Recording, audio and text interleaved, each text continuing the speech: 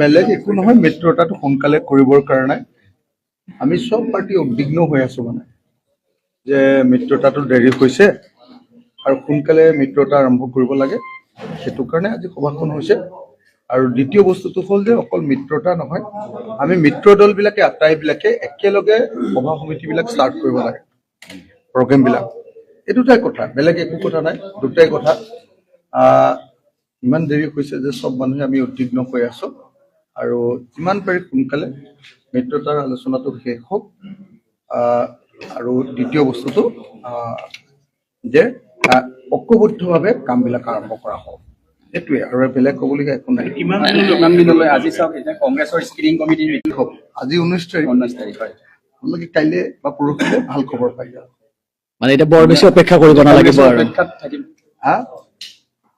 মানে কাইলৈ বা পৰহিলে আপোনালোকক আমি ফাইনেল খবৰটো দি দিম। ফাইনেল খবৰটো কাইলৈ বা পৰহিলে দি দিম। তাৰপাছত নিজৰ প্ৰাৰ্থী ঘোষণা হ'ব নেকি? নাই, কি খবৰটো আপোনালোকে গম পাই যাব কাইলৈ বা পৰহিলে। আমি খুব ধুনীয়াকে ফাইনেল খবৰটো দি দিম। আপোনালোকে ভাল খবৰ পাব, চবেই ভাল খবৰ পাব। কিন্তু কথাটো যেতিয়াই মিত্ৰতাৰ কথা হয় তেতিয়াই কংগ্ৰেছে এই ধৰণৰ আউল লগায় বাৰে বাৰে। আগতো এনেকুৱা বহু উদাহৰণ আছে, মানে কংগ্ৰেছে বহুবাৰ আউল লগাই থৈ দিছে। এতিয়া কি ধৰণে বিশ্বাস কৰিব পাৰিব আপোনালোকে? আগতে আউল লগাই থৈ দিছে।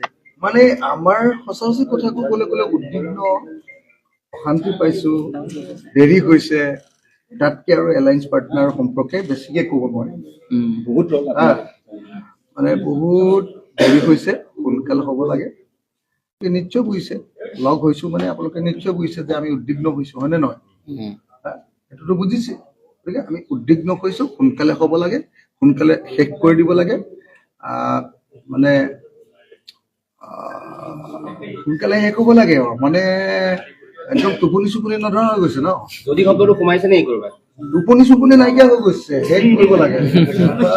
এনেকুৱা কৰে মানে আপোনালোকে কংগ্ৰেছক সুধিব লাগিব, মোক লাগে শেষ কৰিব লাগে, শেষ কৰিব লাগে, শেষ কৰিব লাগে। বাকীটো আপোনালোকে কংগ্ৰেছক সুধি ল'ব, কেলেনো তেওঁলোকে দেৰি কৰে। আমিতো সোনকালে বিচাৰি আছো, চব পাৰ্টি একলগ হৈ আছো, চবেই কৈ আছো যে সোনকালে শেষ কৰক, সোনকালে শেষ কৰক।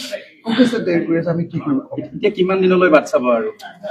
কাইলৈ বা পৰহিলৈ আপোনালোকে লাষ্ট সিদ্ধান্তটো পাই যাব। 2টা দিন আৰু 2টা দিন। মানে প্ৰচেছ বিলাক ষ্টাৰ্ট হৈ গৈছে চব। চব প্ৰচেছ চাৰিওফালৰ পৰা ষ্টাৰ্ট হৈ গৈছে। কাইলৈ বা পৰহিলৈ হয় ৰঙামাটি, নহয় গুৱাহাটী।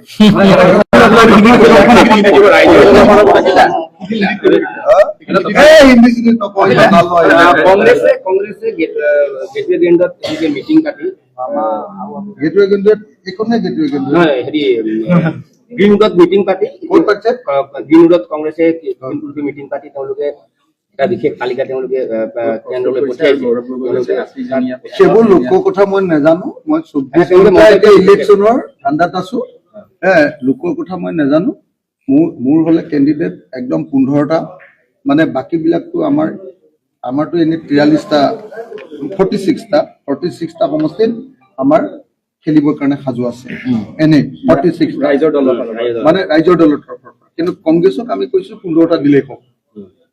15টা একদম ৰৈ আছো, যি 15টা দিব। আজি যদি শেষ হৈ যায় কাইলৈ পাক জাপ মাৰি কামত ধৰিম। নহলে এতিয়া মানে দুইফালে কৈ থাকিবলগীয়া হৈছে ন। কংগ্ৰেছে যদি কাইলৈ নকৰে তেতিয়াহ'লে সিহঁতকো অকণমান সৰুকে সমালোচনা কৰি আহিবলগীয়া হৈছে, হয় নে নহয়? বেছিকেলি কিমানটা সাজু আছে এতিয়া? 46 বুলি ক'লে মানে সেইবিলাকতো নাজানো, যিটো হোৱাই নাই সেইটো এনেই আন্দাজতে সুধি থাকিলে কি লাভ হ'ব?